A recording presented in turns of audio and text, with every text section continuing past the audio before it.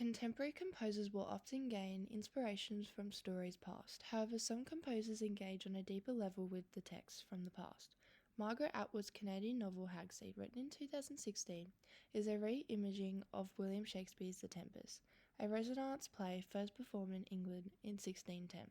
She engages in a conversation with the ideas presented by Shakespeare to his audience. Contextually, The Tempest was written in a time of political upheaval and a genuine fear of colonial expansion. Shakespeare's world was changing, and the fears of the people are reflected in the play, especially towards the marginalised. Atwood's metal textual imaging is a reaction to similar Shakespeare in a rapidly changing world and an increased focus on gender, psychology, and politics. By reframing Shakespeare's thoughts, Atwood allows a contemporary audience enhanced understanding of his creation through a lens of their own world. The understanding of the patriarchal paradigm presented in Shakespeare's The Tempest from a Jacobean worldview is profoundly challenged by how Margaret Atwood shifts gender roles in her novel Hagseed, giving women an amplified presence, agency, and autonomy. Shakespeare signifies the ideal Renaissance woman through the characterization of Miranda. Miranda is seen as an innocent, valued, chaste woman, submissive and silent character through being bodily controlled by Prospero's metaphorical Clare through I must uneasy make, lest too light winning make the prize light, emphasizing the value of women's gender roles as a transactional marriage through father's possessions of their daughters to their husband. Atwood subverts the idea of the feminine expectations in The Tempest through her manipulation of the character of Miranda as a ghost. The act of killing off Miranda makes her the motivator of male action rather than being acted upon by males.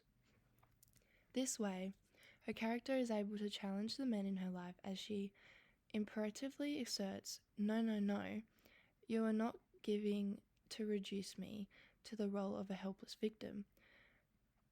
Comparatively, in The Tempest, there is a significance of sexual violence through Caliban to his Miranda. Caliban turns to her, his eyes gleaming. He puts his hand on her breast. She freezes, staring at him, her lips parted. Her breath is short and quick. Caliban's symbolic actions highlight the significance of power and balance between women and males at the Jacobean time, through males having the dominance and females to be passive. Further to this, Shakespeare's only existing female character, Miranda, only speaks 50 lines to the silencing by her father, Markby, showing how women were severely excluded. Atwood deliberately challenges Shakespeare by raising the female authority in Hagseed through Ghost Miranda, Anne-Marie, Estelle, and Maud. Atwood challenges through the re-imaging of Anne-Marie to be foul-mouthed, sexually active, strong to help others to find their voice. Atwood's reframing of Anne-Marie offers readers a new oppositional perspective to male dominance and the sexual control. Anne-Marie interjects by asserting her voice among the males and disciplining their perspectives on Miranda's afterlife by stating, as if she's just lying around with her legs open, draping herself over the furniture like wet spaghetti, it wouldn't be like that. This similarly exposes the helpless women reversed, and Miranda is reinvented as autonomous and outspoken.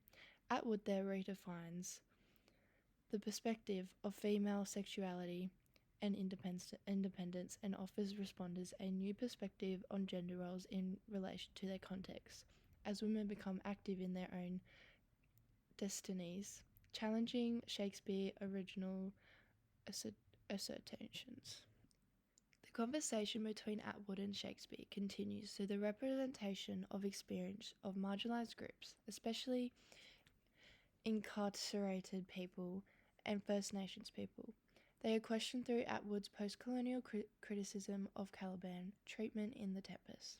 Shakespeare's representation of Caliban mirrors his colonial attitudes established in the Jacobean era through Indigenous people often being marginalised and dehumanised. Caliban's Weeping, "This Island's Mine" by Sigurd Y. Mother, which thou tasked me from, when thou camest first, thou strokest me and made me much of me.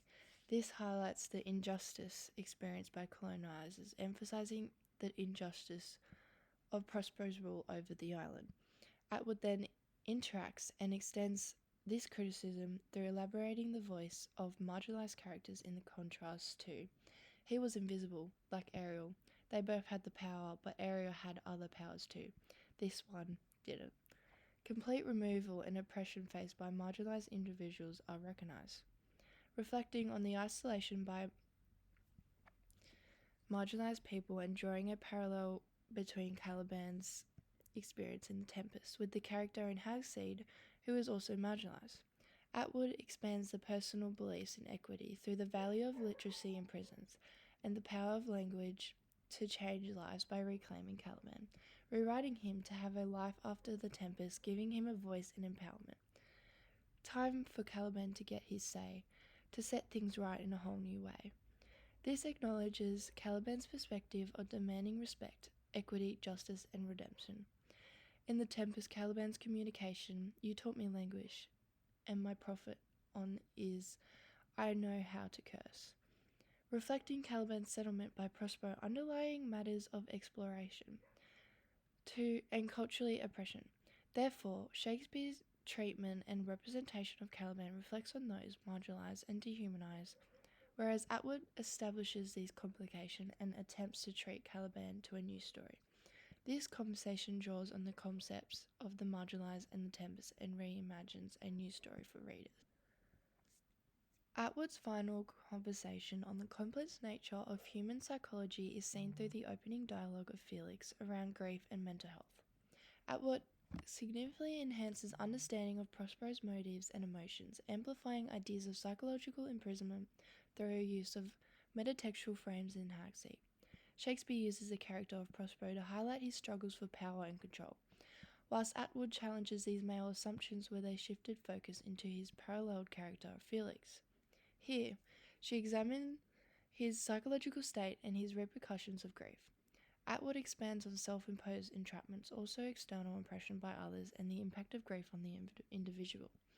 This metaphorical grief of haunting is expressed as, "I'm being haunted, and there is no one here but me." Felix's grief is more expanded through the hallucinations of Miranda as he struggles with his mental health, mirroring the psychological toll of loss and isolation of Prospero as he pleases. "This rough magic, I hear a jewel, I'll drown my book." Prospero's speech indicates the deep melancholy and his desire for revenge through "Let me be haunted soundly," being trapped in the island and trapped within the play. "Me, poor man, my library was dukedom large enough." However, we get a far greater multimodal character in Felix seen in Felix's mind. There is a society of growing mental illness, particularly in men, and Atwood's explanation of "Set Me Free" is her purpose to use literal and symbolized prisons as a psychological perseverance. Felix's isolation and despair is shown through his trapped in a world of his own making, a world of ghosts and regrets, metaphorically phrased as a psychological imprisonment through Felix's mind, his decisions, his own actions, imagery of his past experience of lingering traumas that cannot escape from him, including his daughter Miranda.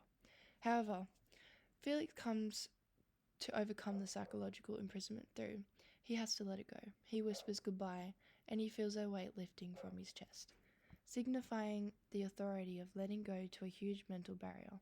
Prospero's pleas of "Set me free" signifies the psychological imprisonment of the island through his emotional release of liberation through his regrets, emotional burdens, freedom from revenge, symbolizing the chase of peace and closure.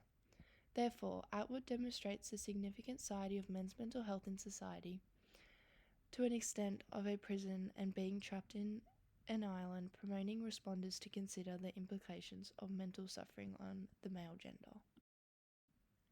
Therefore, by reframing Shakespeare's thoughts, Atwood allows a contemporary audience an enhanced understanding of his own creation through a lens of their own world and an ability to perceive ideas in a new way. Margaret Atwood allows her readers to be challenged by issues in our contemporary society through the fame of a well-known story created hundreds of years ago.